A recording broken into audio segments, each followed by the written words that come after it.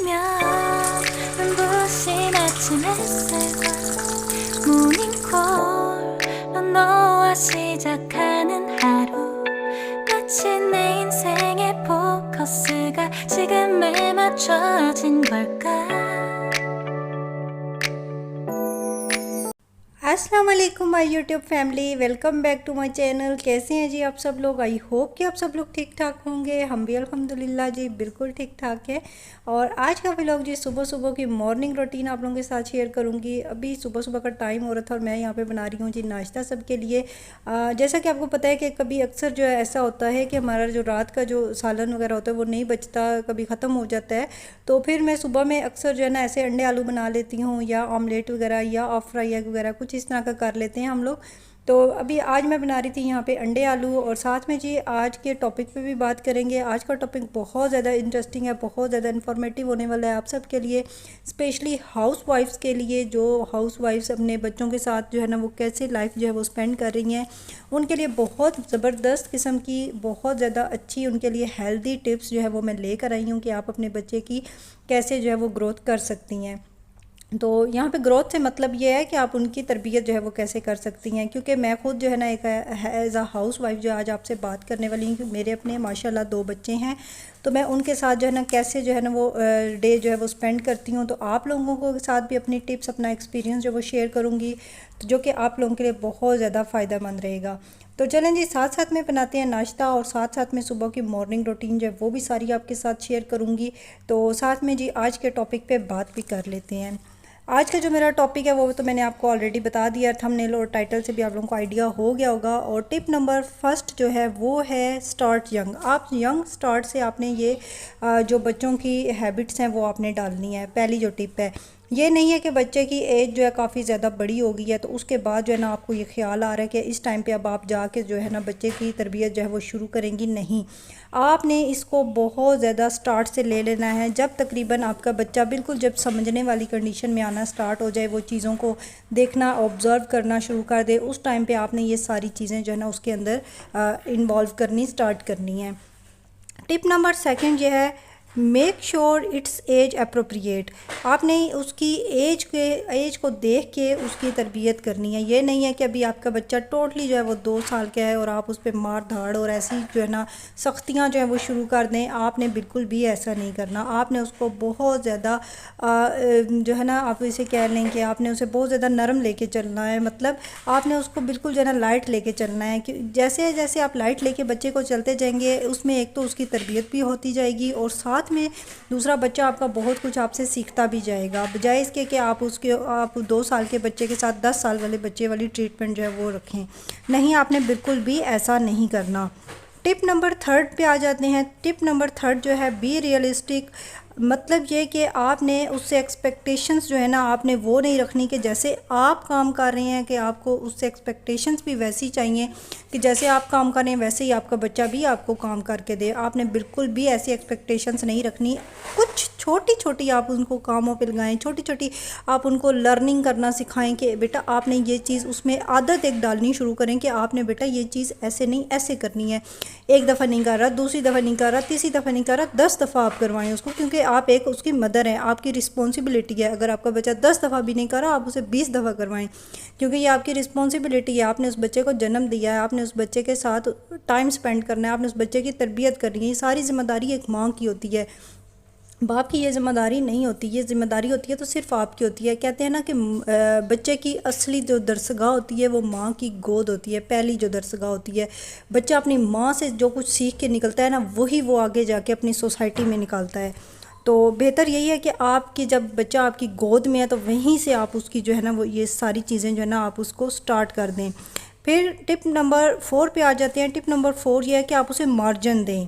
मतलब यही है कि आप उसे ऐसा मार्जिन दें, अगर वो बच्चा मेरा जो अभी मैंने जो पिछली बात की उसी से रिलेटेड यही बात है कि आप उसे मार्जिन दें। मार्जिन देने का मतलब ये है कि आप उसे बिल्कुल लाइट रखें। कोई बात नहीं बेटा, आप उसे अगर वो उससे काम गलत हो रहा है आप उसे प्यार करें, आप उसे लाड करें। वो लाड प्यार में देखिएगा वो कितना ज़्यादा आपसे अटैच होगा, कितना ज़्यादा आपसे सीखेगा।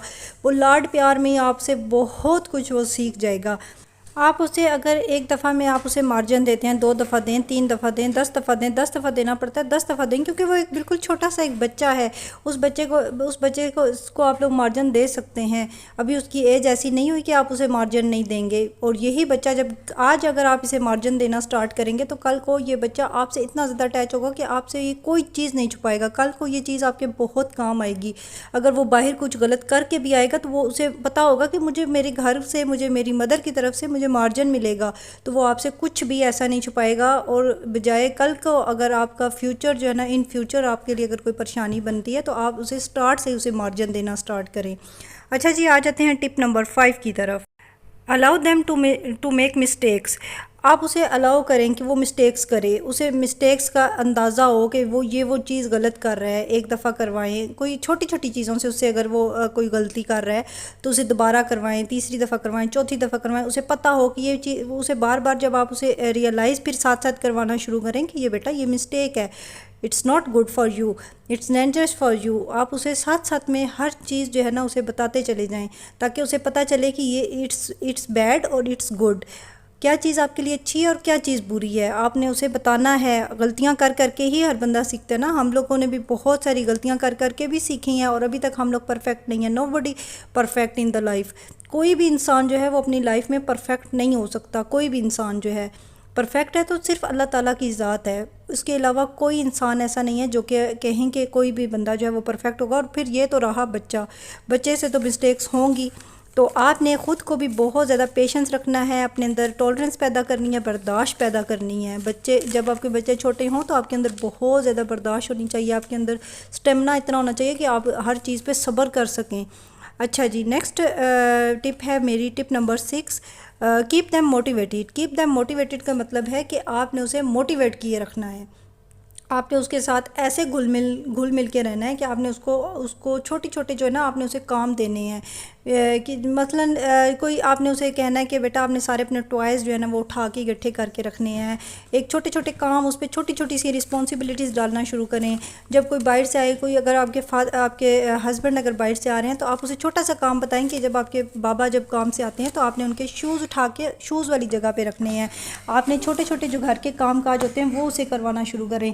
जब डाइनिंग टेबल पे आप लगाएं खाना तो आप उसे कोई बिल्कुल लाइट सी कोई चीज़ उसे पकड़ा दें कि ये चीज़ आपने उठा के वहाँ पे रखनी है। फिर जब खाना सब खा चुके हैं तो उसके बाद आप उसे आहिस्ता आहिस्ता खुद आप प्रैक्टिकली उसे करके सिखाएं कि बेटा आपने ये काम इस तरह से करना है।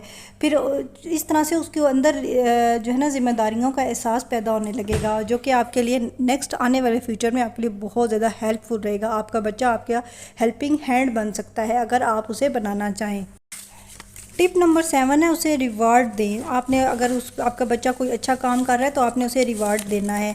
आप उसे कहें कि बेटा आप ये काम करोगे तो मैं आपको ये वाला टॉय लेके दूंगी, या आप उसे कोई और मैं आपको ये वाला खाना बना के दूंगी, आपके लिए ये करूंगी अगर आप ये काम करोगे। और ये नहीं है कि आप उसे कह दें, सिर्फ बातों से कह दें और बच्चा जब वेट करता रहे कि ये चीज़ मामा ने बोली थी, क्योंकि वो बच्चे का जहन जो है ना बहुत छोटा होता है। उसके माइंड में ये बात लाजमी आएगी कि मुझे ये बात बोली गई थी लेकिन ये बात नहीं की गई। फिर उसे वो नेक्स्ट टाइम वो काम नहीं करेगा। उसे पता होगा कि ये रिवार्ड तो मुझे मिलना नहीं है, तो फिर उसने वो काम नहीं करना। आपने ये गलती हरगिज़ नहीं करनी। टिप नंबर 8 है जी, बी कॉन्सिस्टेंट। आपने कॉन्सिस्टेंट हो के जो है ना आपने इस चीज़ को लेके चलना है। ये नहीं है कि आपने हफ्ता किया इन सारी बातों को और फिर उसके बाद ये आप भूल गए, आपने वही जो है ना अपनी डगर पे आ गया, अपनी रूटीन जो है ना आपने ख़राब कर दिया। बिल्कुल भी नहीं आपने ऐसा करना। आपका जब बच्चा छोटा है, 1 साल आप उसकी तरबियत कर लें, मेरे ख्याल में वो इनफ होगी सारी ज़िंदगी गुजारने के लिए, क्योंकि एक बच्चे को आदत हो चुकी होगी। 1 साल की मेहनत आप अगर अपने बच्चे पर लगा देना तो फिर आपकी भी एक रूटीन बन जाएगी कि आपने ये काम इसी तरह से लेके चलना है और इसी तरह से करना है, क्योंकि आपकी एक आदत बन चुकी होगी इन सारी बातों को करते हुए। अगर आप 1 साल अगर आप मेहनत करें खुद पे, अपने बच्चे पे, तो मेरे ख्याल में वो आपके लिए बहुत ज़्यादा हेल्पफुल रहेगी। तो ये थी जी मेरी आज की पेरेंटिंग टिप्स, जो कि मेरे ख्याल में आप सब के लिए बहुत ज़्यादा हेल्पफुल रहेंगी। आप लोगों को अगर मेरी वीडियो अच्छी लगी हो, मेरा व्लॉग पसंद आया हो, मेरा कंटेंट पसंद आया हो, तो आप लोगों ने मेरे चैनल को सब्सक्राइब करना नहीं भूलना, मेरी वीडियो को लाइक और शेयर करना नहीं भूलना। अपनी फ्रेंड्स और फैमिली के साथ मिलूंगी जी आप सबसे अपनी नेक्स्ट वीडियो में एक नए व्लॉग के साथ। तब तक आपने अपना बहुत ख्याल रखना है, मुझे अपनी दुआ में याद रखना है। टिल देन टेक केयर, अल्लाह हाफिज़।